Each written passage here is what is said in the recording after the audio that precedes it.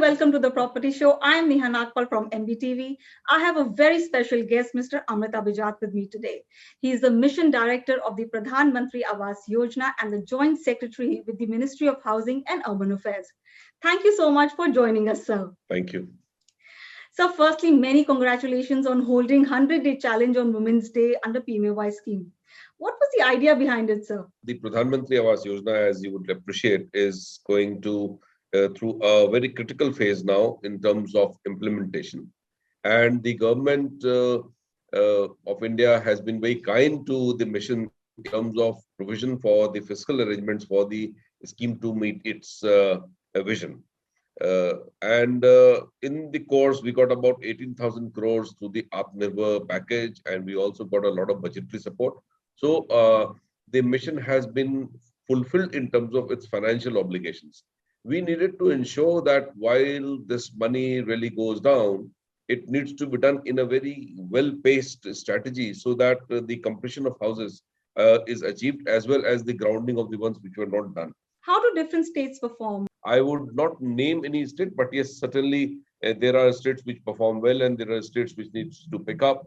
That has generally been the trend. But having said, I can vouch for the basic fact that everybody tries to complete the mission goals in terms of the basic fact that housing is very important aspect of governance now. I took the data from your website itself. There are 43 lakh houses which has already been delivered and 75 lakh has been grounded. Do you think, is there any strategy being planned to complete this by 2022? The vision is to be achieved by March 2022. That is what's the basic plan. And we've done about 111 lakh approvals already, out of which 73 lakh is being implemented and 43 lakh has been delivered. One strategy that is intended to increase the pace of completion and grounding as well is this 100-day challenge itself.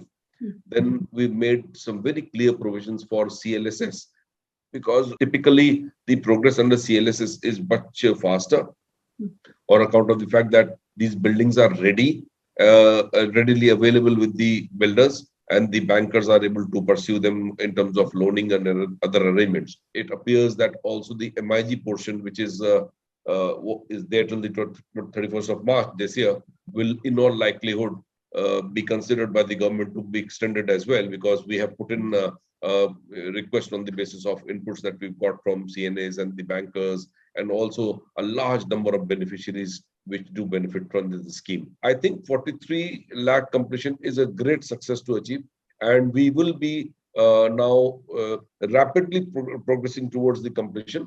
But having said that, one will have to take into consideration climatic factors, the fact that COVID practically stopped a lot of things for quite some time, and it picked up thereafter. So these factors will be accounted for, but we are quite positive that we will be able to achieve somewhere around the same time as it was intended. You spoke about that, there is a demand which comes every year for this. So does the interest comes from the state, or it comes from the beneficiaries? And how well you have been, able to communicate to the potential beneficiaries about the scheme? States were really asked that you must do a demand survey, because there are people who are in the demand but probably do not look for a ownership housing. The states came to a demand of 1.12 crore, that is 112 lakhs. And this demand has not been stationary. It is not cast in stone really. This is dynamic. Also, the states have expanded their urban areas within the period. I think when we started off, we were like roughly 4,000 cities.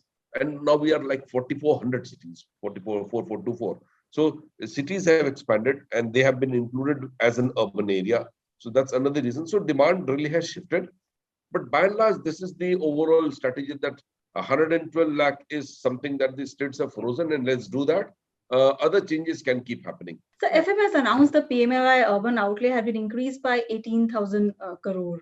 Yes. What changes this will bring into the mission and the real estate sector? We got the budget, that's about 9,000 crores and 18,000 crore in Atmanirbhar. As on today, the 112 lakh houses that we've got sanctioned requires an investment of about 7 lakh crore. This 7 lakh crore will have 3 to 4 participants mainly. One is the Government of India. We are committed to providing around 1.8 lakh crore. The governments of the state will provide around 1.5 to 2 lakh crore depending on the contributions states make. So this is about 3.5, 3.8 lakh crore. The other 3.2, 3.3 lakh crore will be provided by the people, the beneficiaries. And they can come through banks, they can come through themselves, they can take help of our local bodies through various mechanisms. The Government of India's contribution of about 1.8 lakh crore, we've already given about 92,000 crores. It has made the dream of getting a house done at the proper time in a very, very significant manner. Apart from this, the Finance Ministry also allowed the arrangement of affordable housing fund, which is like people can take loans under PMAY for their own contribution from the bank. So not only are they getting grants here, they can also avail loans under the AHF on a lesser interest, which makes so much more sense. Thank you so much for your time. Please subscribe to Magic Bricks on YouTube and press the bell icon to get new videos.